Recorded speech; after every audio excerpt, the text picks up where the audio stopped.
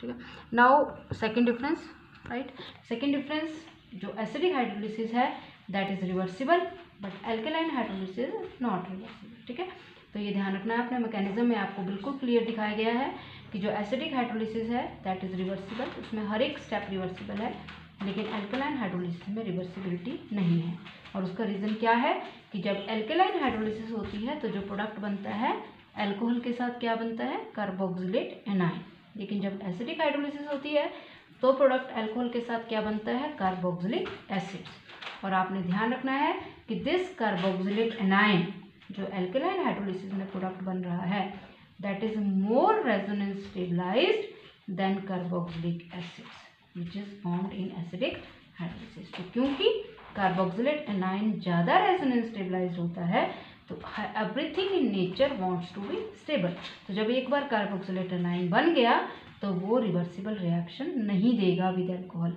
लेकिन carboxylic acids जो acidic hydrolysis में बनते हैं क्योंकि वो कम रेजोनेंस स्टेबलाइज्ड होते हैं तो वो रिवर्सिबल रिएक्शन भी दे सकते हैं विद अल्कोहल, ठीक है।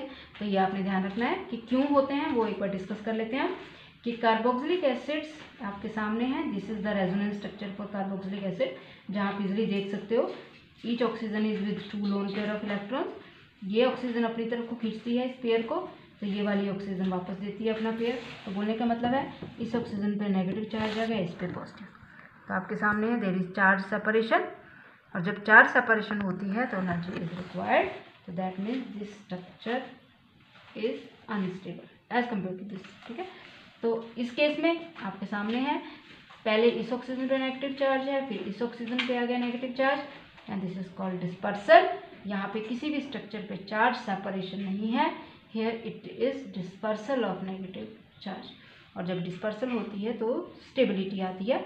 तो carboxylate anion is more resonance stabilised than carboxylic acids. तो क्योंकि कार्बोक्सिलेट एनाइन ज़्यादा रेजोनेंस स्टेबलाइज्ड होते हैं और वो बनते हैं एल्केलाइन हाइड्रोलिसिस में, तो रिएक्शन रिवर्सिबल नहीं हो पाती। लेकिन कार्बोक्सिलिक एसिड्स क्योंकि कम रेजोनेंस स्टेबलाइज्ड होते हैं और वो बनते हैं एसिडिक हाइड्रोलिसिस में, तो रिएक्शन हो जाती है reversible. These are the differences, that is acidic hydrolysis is catalysed, alkaline hydrolysis is not catalysed, acidic hydrolysis is reversible, alkaline hydrolysis is not reversible. Okay students, एक चीज़ आपने ध्यान रखनी है कि जो भी आपको पढ़ाया जा रहा है उसका आपने पूरा नोट्स बनाने हैं, ठीक है। अगर आपके पास बुक्स अभी नहीं है तो ट्राई करो कि बुक्स आप खरीद लो, और जितना भी आपको लिखवाया जा रहा है ये सारा आपने नोट्स बनाने हैं, ठीक है। ये आपने ध्यान रखना है, हर एक बच्चा पूरे नोट्स बनाएगा जो भी आपको पढ़ाया जा रहा है, ठीक है। और जो भी वीडियोस आपको भेजी जा रही हैं उनको आपने ओपन करके अपलोड खोलना है और पढ़ना है आपको जो पढ़ाया जा रहा है, ठीक है। तो प्रिपेयर द नोट्स। नाउ एक रिएक्शन भी है आपके सिलेबस में, तो अकॉर्डिंग टू सिलेबस पढ़ेंगे हम पूरा, and that reaction is called Helmholtz-Zelensky reaction. और उस रिएक्शन को आप सिंपल टर्म में बोलते हैं HBZ reaction. This reaction is nothing but this is the halogenation of alpha carbon atom of carboxylic acids. मतलब इस रिएक्शन को सिर्फ वही कार्बोक्सिलिक एसिड्स देंगे जिनके पास है अल्फा कार्बन, और उसकी होगी halogenation. Halogenation means reaction with halogen. You can use chlorine, you can use bromine. What is the reaction? When treated with bromine or chlorine in presence of red phosphorus, alpha hydrogen atom of alkyl group of carboxylic acid undergo halogenation to form alpha halo acids.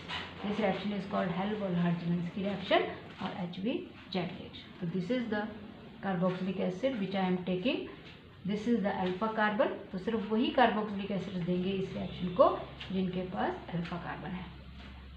तो ये है bromine के साथ react करेगा red phosphorus में कि presence में, तो एक बार एक हाइड्रोजन रिप्लेस होगी ब्रोमीन से, दूसरी बार दूसरों, तब तक चलता रहेगा ये प्रोसेस जब तक के सारी की सारी अल्फा हाइड्रोजन रिप्लेस नहीं होती। क्योंकि इसके पास सिर्फ 2 अल्फा हाइड्रोजन है तो 2 स्टेप में हुआ ये, और आपके पास दोनों अल्फा हाइड्रोजन रिप्लेस हो गई बाय ब्रोमीन, ठीक है। Now coming to mechanism is phosphorus सबसे पहले रिएक्ट करेगा ब्रोमीन के साथ, आपके पास बनेगा PbR3। उसके बाद आप एक ऐसा एसिड ले रहे हो which is having alpha hydrogen atom, इसके पास 2 अल्फा हाइड्रोजन एटम है, ये रिएक्ट कर रहा है PbR3 के साथ और आपके पास पहले बनेगा एसिड ब्रोमाइड। ये ध्यान रखना है, there is formation of acid bromide, मतलब पहले ये वाली हाइड्रोजन रिप्लेस होगी विद ब्रोमीन और आपके पास साथ में बन गया H3PO3। Now this acid bromide, जिसको आप एसिड हैलाइड भी बोलते हो, ये acid halide is resonance stabilised. तो कैसे है ये रेजोनेंस स्टेबलाइज्ड कि जब ऑक्सीजन इस पेयर को अपनी तरफ खींच रही है because it is more electronegative, तो जो आपका एक हाइड्रोजन है इस CH2 ग्रुप का वो जाके इस ऑक्सीजन पे लगेगा और ये जो पेयर है वो वहीं छोड़ के जा रहा है, तो ये पेयर इधर शिफ्ट हो रहा है। तो ये इसका रेजोनेंस स्ट्रक्चर बना RCH डबल बॉन्ड COH-Br। ठीक है, ये आपके सामने H इधर गया तो ये जो ऑक्सीजन ने अपनी तरफ को ये पेयर लिया, हाइड्रोजन उस पर जुड़ा, राइट। ऑक्सीजन के पास आगे 2 लोन पेयर जो ऑलरेडी हैं। उसके बाद अब आएगा ब्रोमीन, इसकी आयोनाइजेशन होगी, एक Br+, एक Br-, बाहर, और ये जो Br+ है ये पेयर इधर को जब शिफ्ट होगा तो Br जाके उस पर लगेगा प्लस, राइट। तो ये बन गया आपका CH-Br, ये single bond C double bond OH, oxygen पे पॉजिटिव चार्ज। क्यों आया ऑक्सीजन पे पॉजिटिव चार्ज? क्योंकि ऑक्सीजन ने ये जो पेयर था ये वापस कार्बन को दिया, तो ये बन गया C double bond OH, oxygen पे पॉजिटिव चार्ज, प्लस Br बाहर। अब यहाँ से H प्लस की फॉर्म में जाएगा, ये जो पेयर है ये इसके पॉजिटिव चार्ज को बैलेंस करेगा and we will get RCH-Br, C double bond O-Br, right. उसके बाद ये जो आपके पास बना ये फर्दर रिएक्ट करेगा दूसरे मॉलिक्यूल ऑफ अल्फा एसिड के साथ which is having alpha hydrogen atom, और आपके पास पहले एक स्टेप में ब्रोमीन, मतलब ये बन गया आपके पास अल्फा हेलो एसिड्स और साथ में निकल गया एक और एसिड हैलाइड। तो ये प्रोसेस चलता रहेगा, ये प्रोसेस तब तक चलता रहेगा जब तक कि सारी अल्फा हाइड्रोजन्स रिप्लेस नहीं हो जाती। तो this is the formation of alpha hello acid, right. तो दिस इज़ हेल्बल-हर्ट्ज़ की रिएक्शन। इसको आपने लिख के करना है, प्रैक्टिस करना है लिख के, तो ज़्यादा लिख के प्रैक्टिस करोगे दिस इज़ द मैकेनिज्म, ठीक है। तो आपने ध्यान रखना है जो आपको बोला गया कि आपने नोट्स बनाने हैं, जितना भी आपको पढ़ाया जा रहा है आपने एक प्रॉपर कॉपी में पूरे नोट्स बनाने हैं, ठीक है। अगर आपको कोई प्रॉब्लम है तो आप पूछ सकते हो, right. Otherwise I think it should be clear to you, right. Okay, thank you, stay safe, stay at home.